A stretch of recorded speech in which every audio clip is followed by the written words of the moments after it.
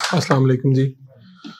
عابد but صاحب کی جو انہوں نے ان کی ذاتی زندگی پہ روشنی ڈالی، اس کے بعد کوئی رہ تو نہیں گیا میرے لیے کوئی نقطہ، لیکن میں آپ کو، چونکہ یہ آپ کی پہلی کتاب ہے، تیسری، چلے آپ لوگ سب پہلی سمجھ کر پڑھیں. اور کیونکہ مجھے یاد ہے کہ جب پہلی کتاب ہے نا، اس کا بڑا ایکسائٹمنٹ ہوتی ہے.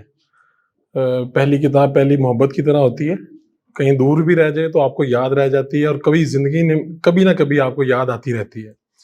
تو میں نے کتاب دیکھی، مجھے جب کتاب انہوں نے دی تو سچی بات ہے، چونکہ میرے بے تکلف دوست ہیں، تو اس وقت میرا کوئی بہت اچھی اس کے بارے میں تھاٹس نہیں تھے کتاب کے بارے میں. میں نے سوچا ایسے کوئی الٹی سیدھی اٹھ کے انہوں نے کتاب لکھ دی ہے. لیکن کتاب پڑھنے کے بعد مجھے پتہ چلا کہ یار یہ ایک موضوع تھا جس پہ کبھی بات ہی نہیں ہوئی. 100 کرشماتی تیل، ویسے آپ کبھی بھی گلی محلوں میں کوئی آواز آپ کو آتی ہے، آپ کے کان میں پڑتی ہے، تیل والا وہ آواز لگا رہا ہوتا ہے میرے پاس یہ والا تیل ہے، وہ والا تیل ہے. اچھا، یہ میں اس لیے بات کر رہا ہوں کہ اگر آپ ان کی بک اٹھائیں گے تو اس کے بیک کے اوپر، بیک ٹائٹل کے اوپر انہوں نے خود لکھا ہے کہ یہ بعد میں مشہور ہو گئے تیل والے کی اس پہ، اور لوگوں نے انہوں نے کہا یہ تیل والے ہیں. سچی بات تو یہ ہے کہ میں خود ان کی کئی جو ان کی کتاب سے آپ کی دلچسپی اپنی جگہ پر ہوگی، کیونکہ یہ موضوع ہٹ کے ہے. ہم لوگ کتابیں کس طرح کی پڑھتے ہیں؟ ہم افسانے، ناول، ہسٹری، ان چیزوں پہ کتابیں پڑھتے ہیں، اور یہ منفرد موضوع ہے. یعنی اس کو پڑھنے کے لیے بھی حوصلہ چاہیے. اس کو پڑھنے کے لیے پہلے آپ کو جو صاحب کتاب ہے ان میں بھی کوئی انٹرسٹ ہونا چاہیے. آپ کو ان میں کوئی دلچسپی نظر آئے گی تو آپ شاید کتاب کی طرف جائیں گے، ورنہ میرے والا ہی آپ کا پہلا تاثر تو میرے والا ہی ہوگا نا کہ یار یہ کیا ہوا بھائی. اچھا تیل تو یہ کیا بھائی، ہم نے سر پہ یوز کر لیا، کوکنگ آئل فلانا ہو گیا، فلانے ہو گئے.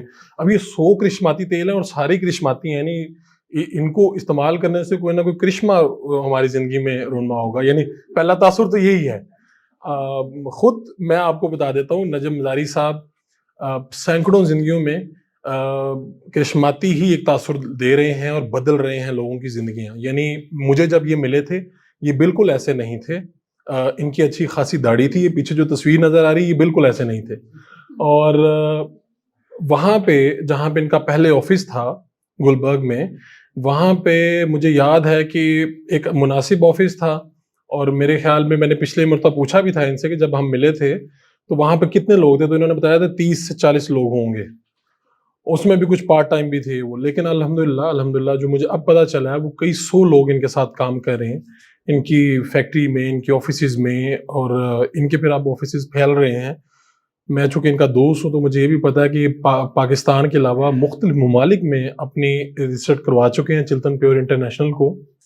اور اب آپ لوگ حیران اور پریشان ہوں گے کہ جو تیل والا ہے اس کی دھوم پاکستان سے نکل کے اب یورپ میں اور برطانیہ میں بھی جانے والی ہے.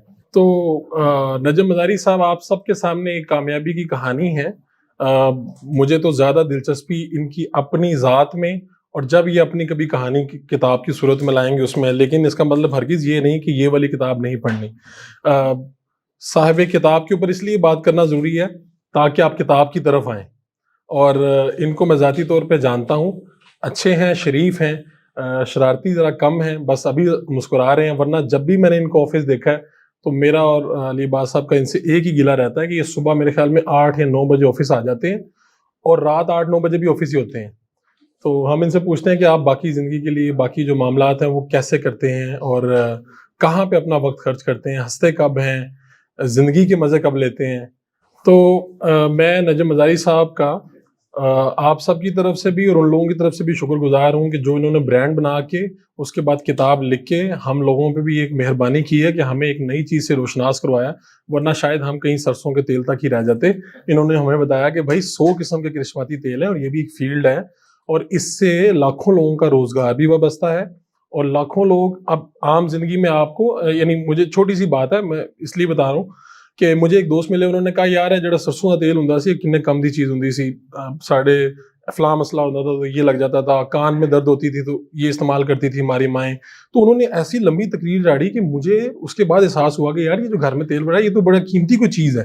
اسی طرح جب میں ان کی کتاب کی دیکھ رہا تھا چیزیں، تو اس میں جب میں فوائد دیکھ رہا تھا کہ انسانی زندگی میں یہ کس کس معاملات کے لیے یوز ہو رہا ہے، تو مجھے بڑی خوشی ہو رہی تھی. اور نجم ہزاری صاحب اسی طرح کی کتابیں لکھتے رہیں اور ان کا کاروبار اسی طرح پھیلتا رہے، اور یہ سوگ ریشماتی تیل کو پاکستان سے نکال کے پوری دنیا میں، یعنی گورے بھی پوچھیں کہ کہاں ہے وہ تیل والا.